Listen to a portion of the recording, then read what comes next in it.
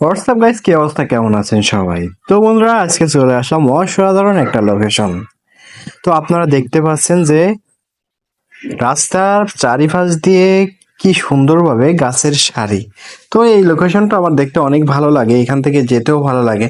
যখন গরমের সময় থাকে তখন এই গাছের তলা দিয়ে যাইতে কিন্তু একটা শীতল হাওয়া বয়ে যায়, যে যেমন আমরা ঘরে যেমন এসির বাতাস বয় না, গরমের সময় এই জায়গাতে যাইতে গেলে ঠিক মনে হয় যে আমি এসির তলে আছি।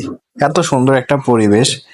তো এই পরিবেশ সচরাচর কিন্তু দেখা যায় না, কেননা এখন মানুষ রাস্তাঘাট পরিষ্কার করে ফেলছে এবং আগের যে গাছগুলো ছিল গাছগুলো সবই নষ্ট করে দিচ্ছে, যে কারণে কিন্তু আমাদের পিচের রাস্তাগুলো বেশি দিন টেকসই হয় না।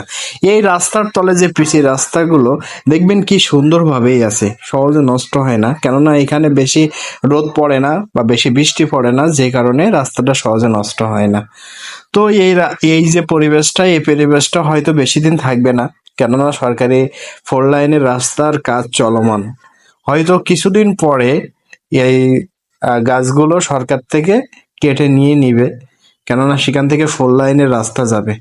এটা হলো ঝিনাইদহের কুষ্টিয়া টু যশোর যে রাস্তাটা আছে, গাড়াগঞ্জের একটু আগে এই রাস্তার লোকেশন। তো আপনারা আসবেন, অবশ্যই ভালোই লাগবে, পরিবেশটা অনেক সুন্দর। আপনার কুষ্টিয়াতে যাওয়ার সময় বা ঝিনাইদহ থেকে কুষ্টিয়া যাওয়ার সময় এই লোকেশন দেখতে পাবেন। তো বন্ধুরা, সবাই আমার এই পেজটা ফলো করবেন, আর ইউটিউব থেকে দেখে থাকলে অবশ্যই সাবস্ক্রাইব করে দেবেন, পাশে থাকবেন।